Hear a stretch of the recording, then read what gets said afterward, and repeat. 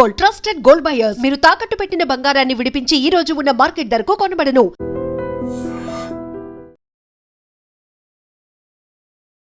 Hello views, welcome to iDream Media. కాల పారాని కూడా ఆడలేదు. ఇంకా ఇంటికి కట్టినటువంటి తోరణాలు కూడా అంతే పచ్చిగా ఉన్నాయి. కోటి ఆశలతో, సరికొత్త ఆశయాలతో మెట్టినింటి అడుగు పెట్టింది తేజశ్రీ, శ్రీకాకుళం చెందినటువంటి యువతి. సో ఎంతో లైఫ్ని హ్యాపీగా ఊహించుకుంది. కానీ వరకట్న వేధింపులకి బలై విగత జీవిగా మారింది. అసలు ఏమైంది తేజశ్రీకి?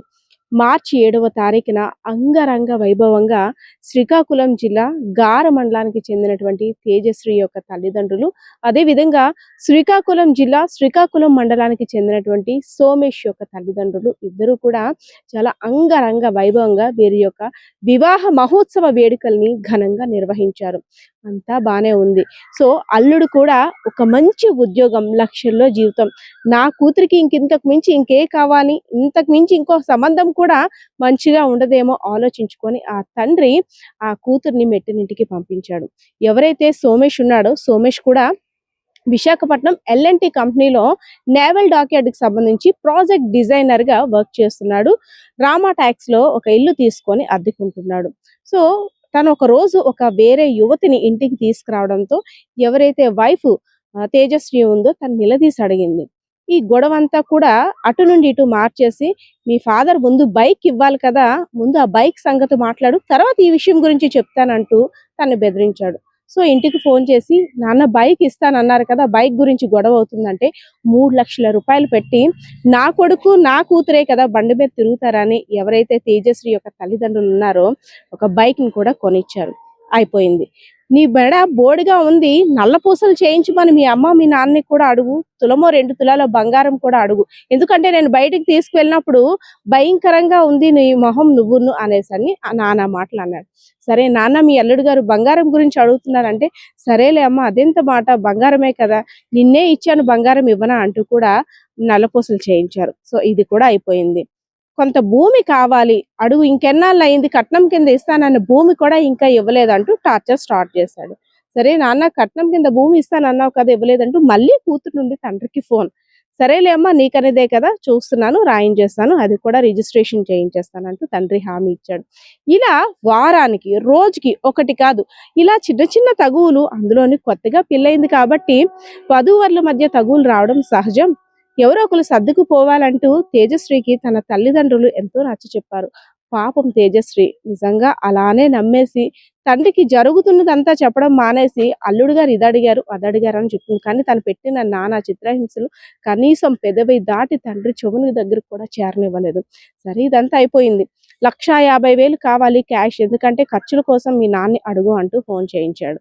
సరే 1,50,000 అయితే లేదు కానమ్మా, ఈ మధ్యనే బంగారం, డబ్బు, అదేవిధంగా భూమి అన్ని ఇచ్చాం కదా, ఒక 50,000 రూపాయలు ఇస్తాను, మిగిలిన డబ్బులు తర్వాత చూసుకుందామంటూ 50,000 రూపాయలు కూడా ఇచ్చాడు. ఇంతటితో కూడా ఆగలేదు. ఎప్పుడైతే మే 8వ తారీఖున మీ అమ్మాయి ఉరి పోసుకొని చనిపోయింది అంటూ అక్కడ నుండి ఎవరైతే సోమేష్ ఉన్నాడో, సోమేష్ తన తేజశ్రీ యొక్క తల్లిదండ్రులకి ఫోన్ చేశాడు. కూతురు ఇంకా వెళ్ళి మెట్టినింటికి వెళ్ళి ఇంకా 2 నెలలు కూడా కాలేదు, ఇంకా పారాని కూడా ఆరలేదు, ఇంకా చేతుకున్న గోరింటాకు మరకలు కూడా ఇంకా పోలేదు, అప్పుడే నా కూతురు చనిపోయిందా అంటూ అక్కడి నుండి లబో దిబ్బోం అనుకుంటూ ఫ్యామిలీ మెంబర్స్ అంతా కూడా విశాఖపట్నానికి వచ్చారు. సో విగత జీవిగా నా కూతుర్ని చూసేసరికి కాస్త అనుమానం వ్యక్తం చేస్తారు.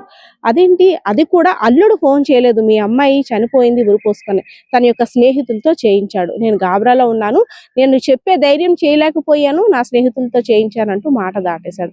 కానీ అక్కడ తమ కూతురు ఒంటి మీద ఉన్న గాయాలు, కాలికి ఉన్నటువంటి వాతలు, చిత్రహింసలు అనుభవించినటువంటి తన కూతుర్ని చూసిన తర్వాత ఆ తండ్రి మరి ఇంకా ఊరుకునేదే లేదంటూ, నా కూతురు ఆత్మహత్య చేసుకోలేదు, కావాలని హత్య చేసి ఆత్మహత్యగా చిత్రీకరించారంటూ కూడా పోలీసులకి ఫిర్యాదు చేశారు. సో ఆ తల్లిదండ్రుల యొక్క బాధ బర్ణాతీతం. ఎందుకంటే ఆ తల్లిదండ్రులకి ఒక కుమారుడు ఒక కుమార్తె అల్లారు ముద్దుగా పెంచుకున్నారు. ఒక మంచి ఉన్నత స్థానంలో ఉన్నటువంటి ఆ అల్లుడికి నా కూతుర్ని ఇచ్చినట్టయితే నా కూతురు బంగారు భవిష్యత్తులో ఉంటుందని ఊహించుకున్నారు. కానీ కలలన్నీ కూడా ఆవిరైపోయాయి. ఆ కన్న కలలన్నీ కూడా అడియాశలుగానే మిగిలిపోయాయి. డబ్బు పోయింది, బంగారం పోయింది, భూమి పోయింది, కానీ నా కూతురు మిగలలేదు. ఇవన్నీ ఇచ్చాను, నా కూతురు నీకేం తక్కువ చేసింది? నా కూతురు నాకు ఇచ్చినట్టయితే నేను పువ్వుల్లో పెట్టి చూసుకుంటాను కదా, అనవసరంగా నా కూతురుని పొట్ట పెట్టుకున్నావంటూ అక్కడ అల్లుని పట్టుకొని గుండెలు పగిలేలా ఏడుస్తుంటే ప్రతి ఒక్కరు కూడా కన్నీరు రాక ఇంకేమొస్తుంది. సో వారి కఠిన వేధింపుల కారణంగా శ్రీకాకుళం జిల్లాకి చెందినటువంటి తేజశ్రీ మృతి చెందడం అత్యంత బాధాకరమనే చెప్పుకోవాలి. సో ఈ ఘటనపై అయితే మాత్రం కుటుంబ సభ్యులు తీవ్ర ఆందోళన వ్యక్తం చేస్తున్నారు. ఎవరైతే తన అల్లుడు సోమేష్ ఉన్నాడో తనపై తగు చర్యలు తీసుకోవాలి, తన కూతురికి న్యాయం చేయండి అంటూ కూడా ప్రాధేయపడుతున్నాడు. బాలకృష్ణతో పద్మ, ఐడ్రీ మీడియా.